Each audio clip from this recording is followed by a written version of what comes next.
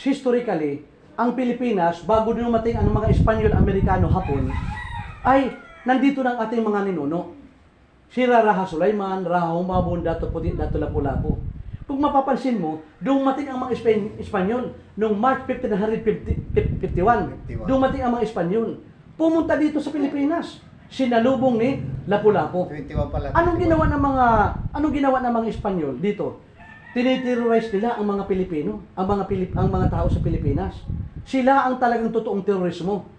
Pumunta sila dito sa Pilipinas para tayo ay sakupin. Sila ang totoong mananakop. Pagpunta nila sa Pilipinas, sinalubong sila ni Lapu-Lapu. Di ba? At pinagtanggol tayo ng ating tagapaglikha ng Allah. Ang nasawi, si Magellan. Ang napugutan ng ulo si Magellan at ang pumugot si Lapu-Lapu. Ipinagtanggol ang Pilipinas, ang ating mga kababayan, ang kanilang mga kababaihan, mga anak, ipinagtanggol ng ating kapatid na mga Muslim, ang Pilipinas. Kaya ang nangyari ay naitala sa history. Ang tanong ko, ano ba ang relihiyon ni Lapu-Lapu? Raha Sulaiman, Raha Humabon, Dato Puti. Ang ira relihiyon, Islam. Ang tawag nila sa Diyos, Allah.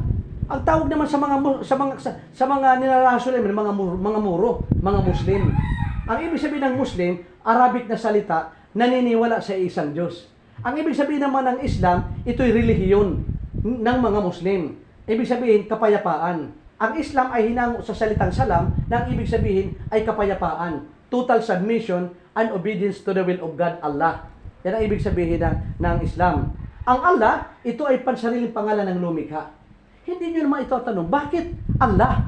Sapagkat ang Allah ay salitang Arabic, ang mga propeta ay nagmula. Ang mga propeta ay nagmula sa gitnang silangan, sa Middle East.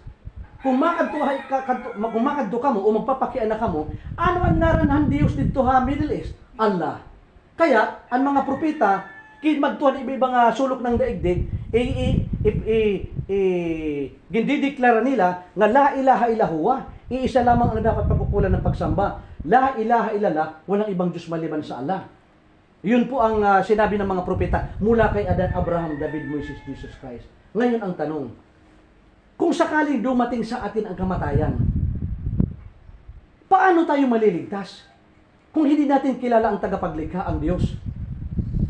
Pag dumating sa atin ang kamatayan, paano tayo magkakaroon ng tunay na kapanatagan, kapayapaan, kasiguruhan ng kaligtasan ng ating kaluluwa? May tanong rin ako dyan. Okay, mamaya tayo magtanong, paano tayo maliligtas?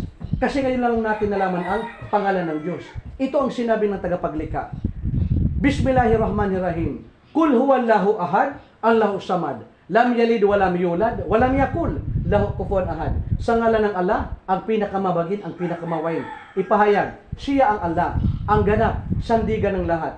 Hindi nagkaanak ang Diyos, hindi ipinanganak ang Diyos. Ang Allah, ang Diyos, ay hindi katulad o kawangi sa kanyang nilikha. Kaya hindi siya pwedeng tawaging Ama. Tatawagin natin ang Diyos sa kanyang pansariling pangalan na Allah. Sino naman si Propeta Muhammad? Si Propeta Muhammad ay huling sugo ng Diyos, ng Allah. Mula kay Adan, Abraham, David, Moses, Jesus Christ, silang lahat ay mga sugo, minsahero, mga servant, mga alipin. At ang lumalabas sa bibig nila ay pareho. La ilaha illallah, walang ibang Diyos maliban sa Allah.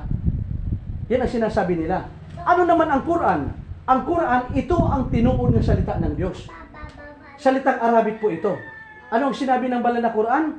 Walladina amanu wa amilus salihat, ulaika ashabul jannati hum fiha khalidun. And those who believe in the oneness of Allah, Islamic monotheism, and do righteous good deeds, they are dwellers of paradise. They will dwell therein forever. Sino man ang naniniwala sa kahisaan ng Diyos at gumagawa ka ng kabutihan, pinangako ng Allah subhanahu wa ta'ala na ikaw ay maninirahan sa paraiso, mananatili ka roon magpakailanman. Alala kong baga, ililigtas tayo sa impyernong apoy. Ano nga ba ang pamamaraan sa Islam na relihiyon pag sumasamba sila? Ang pagsamba ng mga propeta ni Jesus, tumatayo sila, isinusuko ang kanilang sarili. Yumuyuko sila. Ang ginagawa, nakikita Sila ay nagpapatira pa si Jesus. Lahat ng propeta nagpapatira pa. Ginagawa ba ito ng ibang relihiyon? Hindi. Hindi sila tunay na gumagalang sa tagapaglikha. Samantala, kung nagsasabi kang Kristiyano ka, susundin mo si Jesus. Sapagkat ang ibig sabihin ng Christian is someone who follows Jesus Christ. To follow Jesus Christ is to do what He does and to do what He says. Di ba? Si Jesus, hindi lamang tumatayo umuupo. Siya ay nagpapatira pa. At si Jesus ay hindi inuutos na magkamayan kayo, maghalikan kayo. Maghalikan kayo. Kahit nabasa mo ito sa Biblia, sa Romans chapter 16 verse 16, na maghalikan kayo ng badal na halik. Let us greet one another with an holy kiss. Sapagkat kung tumingin ka lamang sa isang babae na may pagnanasa, para ka lang nakipagtalik sa kanya, di ba? Pag tumingin ka pa, tapos hahawakan mo pa ang babae, at magbibiso, hahalikan mo pa siya. Good morning, brother. Ay! Hahalikan mo ang hindi mo asawa. Hahalikan mo ang hindi mo nga, di ba? Ang mangyayari, magkakaroon ng kalaswaan ng simbahan. Kaya yung ibang mga sikta, relihiyon, nagsishake hands, naghahalikan. Mga ilang araw na, yung pastor nakabuntis na. Yung pari, nakabuntis na. Yung ministro, nakabuntis na. Bakit? Hindi bawal makipagkamayan sa hindi nila asawa. Di ba? Magbibiso-biso pa. Malaswa yun. Samantala sa Islam, ipinagbabawal ang pagbabatian, paghahawakan ng lalaki at babae. Dapat pareho lalaki lamang, pareho babae lamang. Yan ang nakalagay sa Quran. Detalyado. Detalyado. Hindi sasabihin na maghalikan tayo ng banal na halik. E paano kung pareho lalaki at babae maghahalikan? Di ang sunod nun, mabubuntis na yung babae. Sapagkat hindi lamang siya na tiningnan, hinawakan pa, hinalikan pa. Di ba? Hindi itinuturo yan sa tunay na relihiyon na binigay ng Diyos sa sangkatauhan. Pakinggan nyo na. Ano bang relihiyon ang iniuutos ng tagapaglikha sa sangkatauhan? Ito ang sinabi sa banal na Quran, na walang dagdag, walang bawas, na maluwalhating banal na Quran. Al-yawma akmaltu lakum dinakum wa atmamtu alaykum ni'mati wa raditu lakumul Islam madina. This day I have perfected your religion for you, completed my favor upon you, and have chosen Islam as your religion.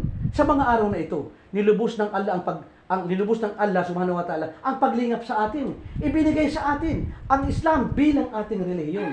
Islam lamang ang aprobado at perpektong relihiyon na binigay ng Diyos sa sangkatauhan. Sapagkat ang ibig sabihin ng Islam, way of life, total submission and obedience to the will of God. Ganap na pagsunod at pagsuko sa utos at batas ng Diyos. Ano ang ginagawa ng mga kapatiran sa bahay dalanginan sa masjid? Hiwalay ang lalaki at kababaihan. Sapagkat kung magkakahalo ang lalaki at babae, makikita mo ang babae sa loob ng simbahan, ay lalo na ang babae nasa harap pa, sa altar, makikita mo na ang ganda pala ng girlfriend ko, ang ganda pala niya, di ba? Makikita mo. Magsasamba tayo. Ang tunay na pagsamba, supreme worship, wala doon nakatabi na babae. Wala kang makikita na babae sa kaliwa kanan. Lalo na sa harap, bawal ang babae sa harap. Bakit? Sasambahin mong tagapaglikha, di ba? Okay lang makita ang babae, sa jeep, sumasakay ka. Hindi mo naman sarili ang jeep. At saka naman nasa plaza ka, okay lang, makikita ang babayan. Pero sa bahay dalanginan, sa simbahan, bawal ang babae na makikita mo. Hiwalay ang babae dapat. Kaya ang masjid, ang bahay dalanginan, ang babae nasa likod, ang babae nasa taas. Hindi nasa harap, hindi makikita. Yan ang barangal at matuwid na relihiyon. Sarili kwarto sila. Eksakto na. Ngayon, bakit hindi ang ibang sikta relihiyon nagpapatira pa? Ya Allah, patawarin mo kami, Panginoon. Bakit hindi siya nagpapatira pa? Nagsusudyod. Kasi walang galang, walang respeto sa bahay dalanginan. Akalain mo, yung tsinilas sapatos mula sa bahay hanggang pupunta doon sa simbahan, nakaapak ng tai, ihi, plema, dinudiretso sa bahay dalanginan. Di ba? Di ba? Samantala, ikaw ay tagalinis ka ng bahay. Pag may mga bisita kayo, ang kanilang sapatos, tsinelas, didiretso sa bahay. Di ba? Improper, di ba? Wala siyang etiquette, ano? Meron sinasawang na kabastusan. Galing ka sa labas, tapos didiretso ipapasok mo yung sapatos mo, tsinelas. Lalo na sa bahay dalanginan, sa simbahan. Bawal yan ipasok. Anong relihiyon ang gumagalang ng simbahan na gumagalang na bahay dalanginan? Islam lamang. Hindi ito kinukumpara, kundi sinasabi namin sa inyo, ang Islam lamang ang aprobado at perpektong relihiyong binigay ng Diyos sa sangkatauhan. Pangalawa, kung ang relihiyon at sikta na ito ay hindi mo kilala ang tagapaglikha, ang Diyos, paano mo siya mapupuri? Di ba? Paano mo siya mapupuri kung hindi mo alam ang pangalan ng Diyos? Anong pangalan ng Diyos? Ang God. Anong pangalan ng God? Ang Ama ba ay pangalan? Halimbawa, kapatid mo ako, Kuya, ano nga palang pangalan ng tatay natin? Si Ama. Tama ba Ano yun? nga pala ang pangalan ng tatay natin? Siyempre sabihin mo si Chusel. Ha? Yun. Ang pangalan ng Diyos, Hindi si Ama. original, mula kay Adan, Abraham, David, Moses, Jesus Christ, Allah ang pangalan ng Diyos. Oo. Hindi si Sa Ama. Aramaic, Ilah. Elohim, di ba? Pero ang huling testamento na sa Quran, Allah ang pangalan ng Diyos. O doon, Opo. So paano natin masasamba? Di ba may nabasa sa Biblia? Ama namin sumasalangit ka, sambahin ang ngalan mo. Ayun. Nandoon sa kataas-taasan ang Diyos, sa kanyang trono. Pero ano ang pangalan niya para sambahin natin siya? Wala naman nakalagay doon. Kung may nakalagay naman doon, mayroon doon Jehovah. Ay, binago na yun. Mga innovation na yun, pagbabago na. Pero ang Quran, walang dagdag, walang bawas. Ang pangalan ng Diyos, ang pagtawag ni Jesus, ni Isa, ni Maryam, ang pagtawag ng mga propeta, ang pagtawag nila sa God, Allah. Kaya kapatid, anong sinabi ni Propeta Muhammad ng huli sugo ng Allah? Sino man ang magsabi sa inyo ng la ilaha illallah, walang ibang Diyos maliban sa Allah, at dumating sa inyo ang katapusan ng iyong buhay, makakaasa tayo sa awat habag ng Allah, maninirahan tayo sa paraiso, mananatili tayo noon magpakailanman. Ang sino man sa atin, di ba nagmumotor ka, marunong kang magmotor, nagbibiyahe ka, natutulog ka, hindi natin alam ang mangyayari mamaya at bukas. Marami nang natutulog na hindi na umabot sa mga araw na ito. Pero kung nais mo magkaroon ng kapanatagan, kapayapaan, kasiguraduhan ng kaligtasan ng iyong kaluluwa, pag ito'y binigkas mo ang la ilaha illallah, walang ibang Diyos maliban sa Allah, dumating sa iyo ang katapusan ng iyong buhay, makakaasa tayo, maninirahan tayo sa paraiso, mananatili tayo roon magpakailanman. Sino ang testigo? Ano mo ito siya? Uncle? Testigo mo sa ang lolo mo. Hindi kayo binabastos. Hindi siya nagsisinungaling. Kasama niya ako dito para sabihin sa inyo ang relihiyon ng mga propeta Islam. Para sabihin sa inyo ang pangalan ng Diyos ay Allah. Opo. Kaya ang lolo niyo ay dinala niya ako dito para hindi kayo bastusin. Bilang pagmamalasakit at pagtulong sa inyo na magkaroon tayo ng kasiguraduhan ng kaligtasan ng ating kaluluwa. Tama po ba si lolo? Alhamdulillah. Ngayon, para maging kapanalig natin ang mga propeta, maging panauhin tayo sa paraiso, ipagbawal sa atin ang impyernong apoy. Gawin natin ang ginawa ng mga propeta. Sabihin natin ang mga sinabi ng mga propeta. Silang lahat sumaksi, naniwala na walang ibang Diyos maliban sa Allah. Ano po? Kaya aalalayan ko kayo. Sabihin niyo ito, aalalayan ko ito, just repeat after me. Ang Diyos ay hindi dalawa, hindi tatlo.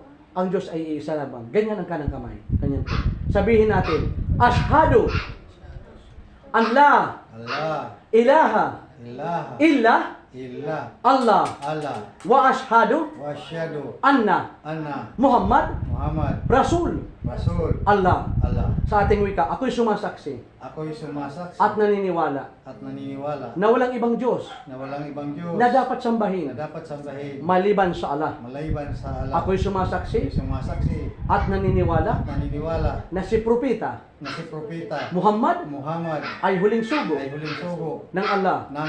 Allahu Akbar. Ngayon, kapatid, tayo po sa ating sarili at sa iyo, mula ngayon hanggang sa huling himla ng ating buhay, patuloy kang magdagdag tayo ng kaalaman.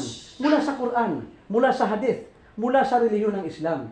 Kasi hindi naman ipinagbabawal sa Biblia maging sa Quran ang pagdagdag ng kaalaman. Sapagkat lamang ang may kaalaman. Ano po?